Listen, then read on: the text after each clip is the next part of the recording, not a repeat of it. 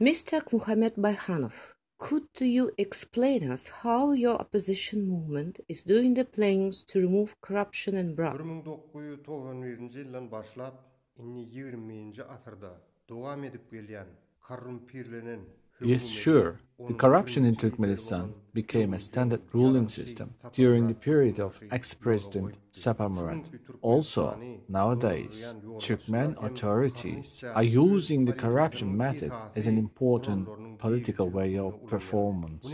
Politicians in Turkmenistan accept and employ the people from their own sides for the important positions. Politicians make their own supporters richer and richer by using the bribing system, which has become a tradition in Turkmenistan. Sure, the politicians became also more and more rich in this system, although the corruptors perform more press on the public to keep going with the current regime. They request bribe about any work to be done. For example, education, instruction, health service, labor service, employment, to acquire driving license, doing register to the nursery school, purchasing air ticket and train ticket, and also about many other subjects.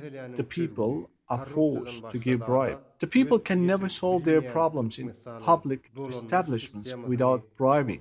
Corruption and bribing can easily be removed by overthrowing the current regime, which cannot rule the state in Turkmenistan.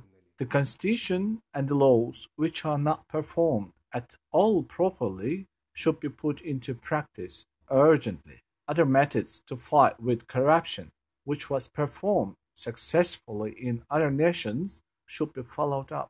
Human rights violations should be prevented. The freedom of self-expression and the freedom of media will come back again to Turkmenistan.